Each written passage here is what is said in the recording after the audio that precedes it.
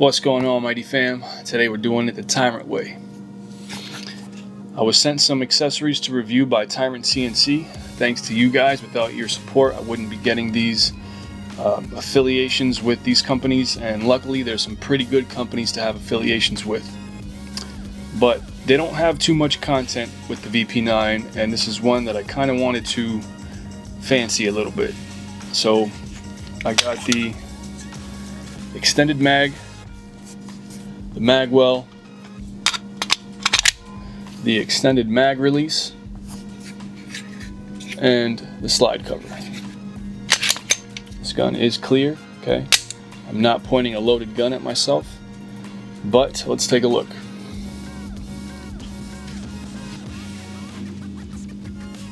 There we go.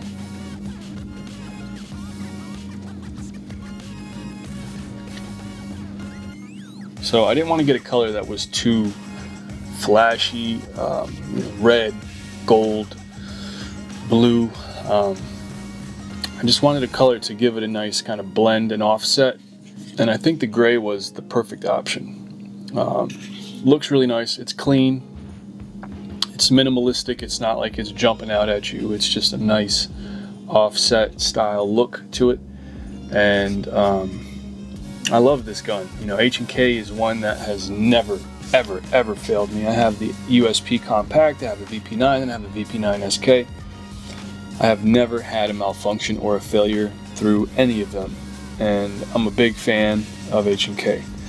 So I think it looks phenomenal, right? Let's just take a quick look here. And this, if I'm not mistaken, this is a +4. It's a +4. Pretty sure. Let me make sure.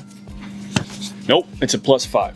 So it's a +5, which means we can have 22 rounds in a magazine. The stock is 17, so we have 22 rounds in a mag, and man, it just adds that nice spice to it. The installation of things were fairly easy. I did have a little bit of trouble with the mag, but I mean, I'm not mad at it. It's a nice tight fit, and you got to get it right.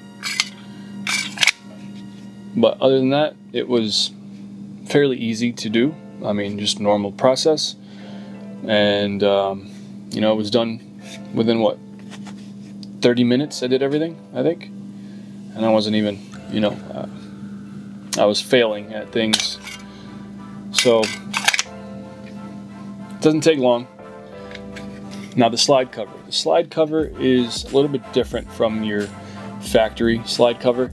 This one does remove the hole for the pin, so it does cover that up, so it prevents more dust and things from getting to it. It is also a little bit raised. It has more of a design and detail to it, but it's clean.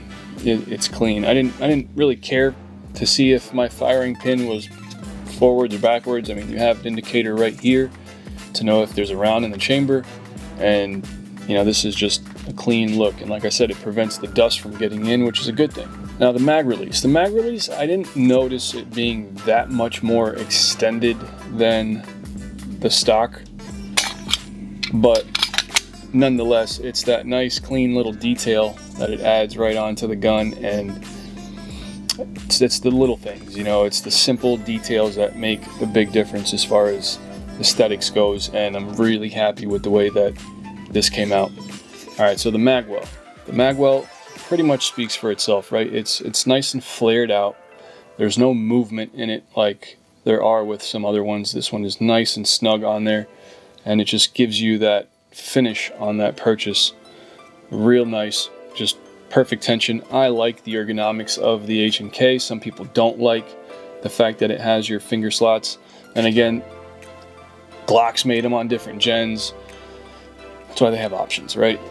Different people like different things. I don't mind it either way. I do like the grip like this, and I don't mind a flat face grip. So you got to just pick your flavor, you know? Or adapt to both. Stop being a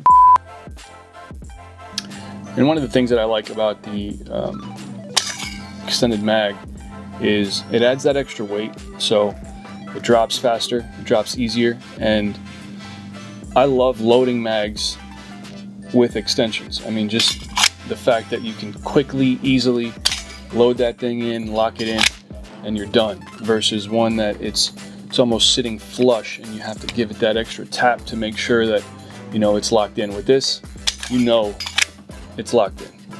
Now, one thing that I know that people have certain issues with this gun is the mag release, right? Because fumbling around with your thumb trying to reach that mag release isn't ideal, right? I have large hands, so I don't really have to change my position too much to release the mag. Now, if you do, if your hands are smaller, you can use your trigger finger, right? So you shoot, and then you just bring your finger in, shoot, bring your finger in, and release. Okay, you do have to change your positioning of your hand just a little bit, but it's easy to get right back into position. So next time you hold an H&K and it's not the style that you like, don't try to do it with your thumb as you normally do with the buttons. Try to use your trigger finger and release the mag just like that, and then you're back in the game. So let me know what you guys think. I think this is a beautiful setup. The gray was an awesome color. Thank you, Tyrant CNC. I really appreciate the opportunity to review your stuff. I am going to be taking it to the range and posting some footage on that, so stay tuned. And I haven't posted that much lately. I have been super swamped with just a bunch of things going on. I have been making holsters. I do make my holsters out of my guns. I don't use a mold. I use my guns. And most of the time I break it in initially with, like, you know, 50 to 100 ins and outs with my gun, so it doesn't have to damage either your gun or your light, which normally that happens anyways. When you buy a Kydex holster, it does take some time to break in, but yeah, check me out. I am making holsters, and I'm soon going to be making t-shirts. I'm getting a DTF machine, and what I do in my business isn't doing as it once did before, so I have to evolve and grow things before shit hits the fan. So go check out Tyrant CNC. Their stuff is awesome. I'm very happy with it. And the clothes are nice and fresh, breathable. So go get yourself some Tyrant stuff and get yourself some Tyrant drip so you can rock it all together and do it the Tyrant way, baby. Okay? I'm out. Peace. Catch you on the next one.